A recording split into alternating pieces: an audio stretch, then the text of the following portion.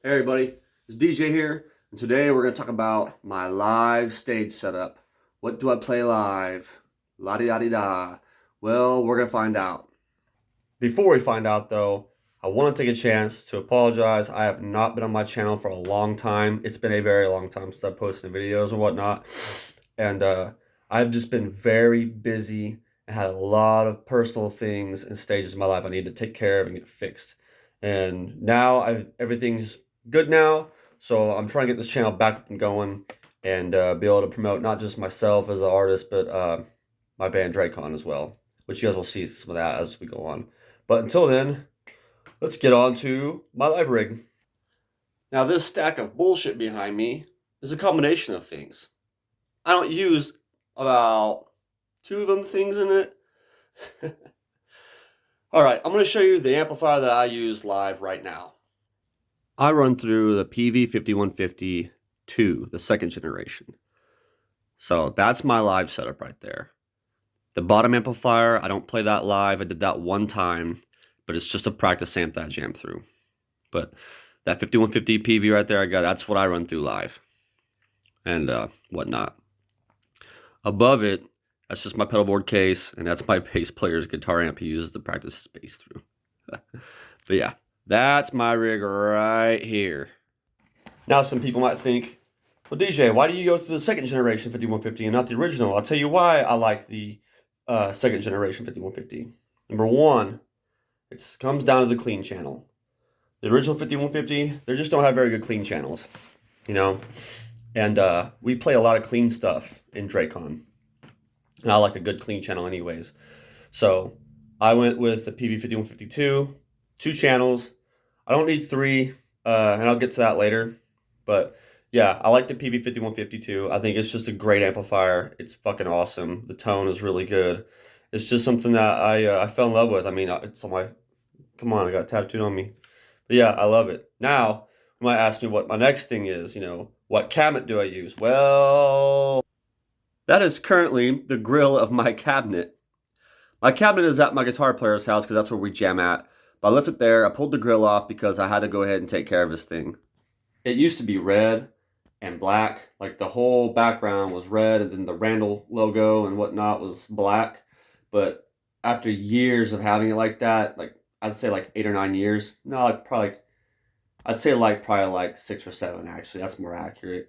6 or 7 years, it started to fade away, chip, road wear, and been playing so much and whatnot. So yeah, I finally decided that's time to redo it, and I decided to go a black on black kind of thing going on. More of like how do I say, a murdered out cab. Now the next question, why did I go with a Randall cab? Well, I want to say I was 18 when I bought it, and I got the Randall cab because Dimebag Darrell. Pantera is one of my influences, and he's plays Randall. So yeah, he's a Randall fan.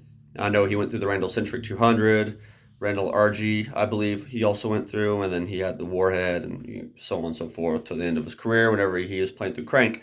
But yeah, I really like the Randall cabinet a lot when I was a kid. But there are some things that's going to change though. So now why is it going to change? I'm still keeping my Randall cab, because it's badass. It's got 4 Celestian Vintage 30s in it. So I feel like all the greats that still run through amplifiers and cabs all have vintage 30s because you just need to have vintage 30s. But yeah, they're sick, they're badass. But I'm actually going to switch to orange cabinets. I'm still keeping my Randall cab because I love it and I like the tone, but I really like orange cabs a lot too though. One of my close friends had a 2x12 orange cab with V30s in it, and I just absolutely loved the sound. I thought it sounded nasty, and I want to get me an orange cab. So I'm going to get me a 4x12 orange cab with V30s in it, and that's going to be my main stage setup, while still keeping the 5150, because that's my main tone, is that 5150. I love that so much. It's got a good thing. So yeah, that's pretty much my run through as far as like cab-wise and whatnot. Now back to the amplifier thing. Those of you who have watched me jam and play shows since I was 17 years old, you'll know that I went through a very significant change in amplifiers, and I stuck with one for a very, very long time. And we'll go ahead and cover that today as well, and why I switched up some stuff. This right here is my Bagheera 333 XL Infinium. I've got an older model of it because they don't come with the type of texturing like box stuff on top. Like this shit right here is way different than what they have now. Now they have this weird leather type thing. But yeah, I went through this for a very long time, probably like 10 plus years. And I'm not knocking it. It's a great amplifier. And it definitely holds its own. It's running EL34s in it. And it's a 3-channel amplifier.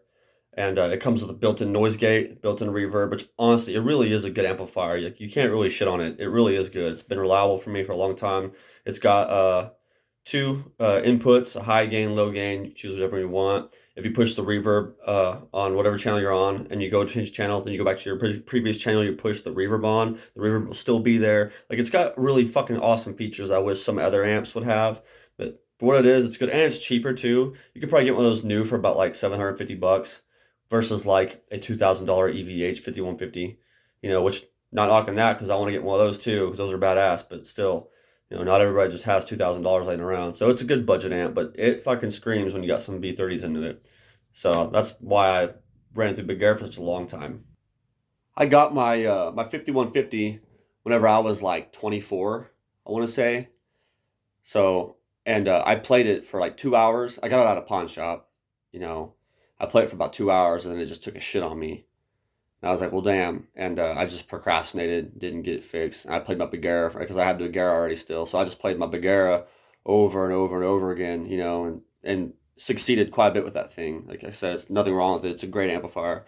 But those first 2 hours of playing that 5150, I was in love. I was like, no wonder why everybody loves this thing. This is a badass amplifier. It just sounds so good. And then I recently, within the last few months, got it fixed again and started playing it. And I was like, why am I so stupid? I should have got this thing fixed years ago. So yeah, no, that 5150 it's one of the go-to amps. And a lot of the greats play 'em, a lot of metal bands play 'em, and they just are reliable. So yeah, that's really what's going on. So now that another question that's gonna come up is, what kind of pedals am I using? Well, I'm glad that nobody asked because I'm gonna fucking tell you anyways. I am running through, I want to say 6 different pedals. Now, I'll show you. It's not a very complex setup either. It's very simple. So let's get to it. First one, I'll just show you my setup real quick. Real simple. So my noise gate, ISP decimator, I'm running through that first because that's really important. I like to take out all that extra noise, all that extra bullshit I don't care for. So I like to have that. It just really is nice little chrome finish to it too. So that's the first thing to my patch or to my single chain. Next is my tuner, chromatic tuner right here, a little nano. So I'm actually borrowing this from my bass player, but I've been using it constantly. He's got a chromatic tuner that's even better than that. So there that is. And a lot of you metalheads are gonna recognize this right here. Yeah, that's right. I'm running through a Ibanez Tube Screamer Mini. It's pretty much the same model as a TS808. It's just smaller, and it is a really, really, really good one. I would like to get a TS9 too, just because I hear the TS9 is really good at making things tighter. But this really is a great mid boost drive to your overdrive. Now I got a Chorus Wazacraft. This is really good. I use this for my cleans and some of my distortion parts too, and whatnot. So cough, cough. I swear I'm not copying Knocked Loose. And then I got that running into my reverb and delay. See how the thing. So this right here is a badass pedal. I just got this thing, but reverb and delay and that chorus, I need that for cleans because that's important. This right here is the foot switch to my PV 5150. I like having a foot switch because it's just good to switch channels, doing a lot of clean and distortion and whatnot.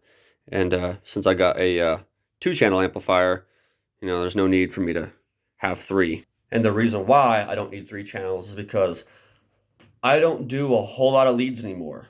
When I was in my previous band, Blackthorn Elite, which I know a lot of you guys have watched us grow and change through the years, when I was in that band, I did a lot of leads, probably like 85% of the lead guitar in there.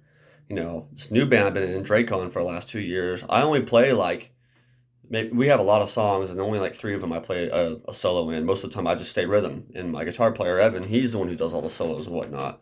So that's really why, I'd stick with the 5150 and 2 channels and not needing the 3 because I just don't care to have the 3. When I do play my solos, I just rely on the sound guy to really take care of that, boost me up, whatever. I could probably get a boost pedal, but I don't really care to do that because it's just, they usually come through the mix fine. So I'm not really worried about it. We're usually pretty level.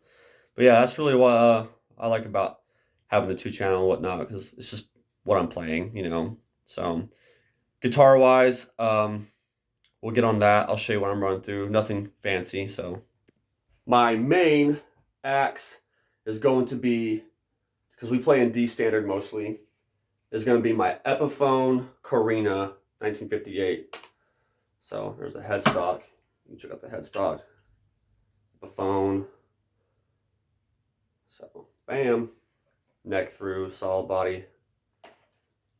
Now I don't know what pickups are in this thing because I bought it like this from my friend Gary. Shout out to Gary, by the way, because this used to belong to his dad before his dad passed. Which shout out to Butch too, R.I.P. But he put some pickups in there, and they're high gain, so I don't know what they are. I don't think they're Seymour Duncan. There's some cheap rail knockoff or something. I don't know, but it sounds good. Great clean tones, good distortion tone. That bridge pickup picks up and slaps. So I'm going to probably switch to some Seymour Duncan Invaders just because I like that old Metallica tone, and I'll probably put those in here eventually. But that's my my main one for D standard. So there's that guy. You've seen that. Now we play a couple songs in drop C. You're just gonna have to see it. I run through. Get it out. This is a 1958 Gibson Les Paul Jr. I actually play this. It's really from 1958. Yeah, this is. I got this from my granddad. It's got updated bridge, updated tune keys, Grover. It's got the original P90 pickup in it, so it buzzes a lot. But that noise gate takes all that shit out. It's also neck through.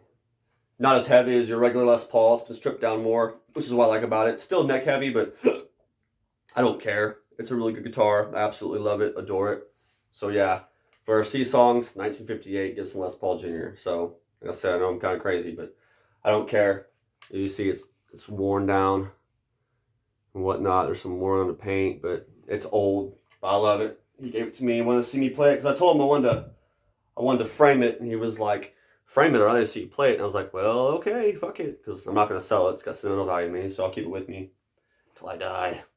Then last but not least, this is my buddy's guitar I've been running through. I just restrung it and cleaned it up today. This right here is a Schecter Reaper 7. Now, I don't know what these are either. Like I said, I know it's got the push-pull single coil knob on there. It's got volume, whatnot. It's got good cleans when you do the single pull. It's also like a little neck through. So, really good guitar. Because we're doing some 7-string stuff now. And it just plays fine. But I don't like the fan frets on it and whatnot because that nut, my finger slides right into that. And bam! It fucking hits my finger. It sucks ass. But yeah, I'll get my own 7-string eventually. But right now I'm just playing through his 7 at the moment. Until I get my own and whatnot. And we finish our 7-string song we've been working on. But yeah, that's pretty much what I got so far for guitars. Well, boom. There you have it. That's pretty much what I run through now when I'm playing live. I know it kind of sucks because I don't really know what pickups I have in some of my guitars. I know what I'm going to put in them, though, and whatnot. So, Seymour Duncan Invaders, and then I'll get my own 7-string and whatnot. It'd be great to have. But I do run through that, though, as far as, Gibson Epiphones, what I like a lot. I just prefer them. I like the shapes. I like the sounds. I think they're cool. And then pickup, I can change whatever pickups I want, put them in there if I want. But I don't care about that. But, yeah, 5150, and then my pedal board's real simple. Randall cab. Eventually, it's going to be an orange cab. And that's really my setup. So, thank you guys again. If you like my video, cool.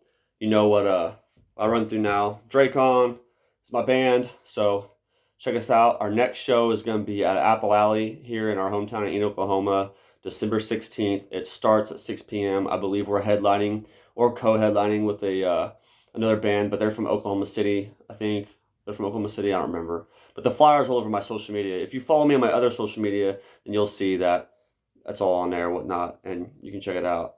And yeah, like my Facebook page. This is just Drakon. Look it up. You'll see my ugly mug and my boys on there and whatnot.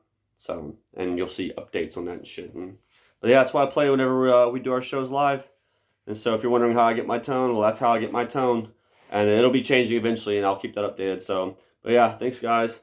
Like I said, like and subscribe to my channel, and fuck off.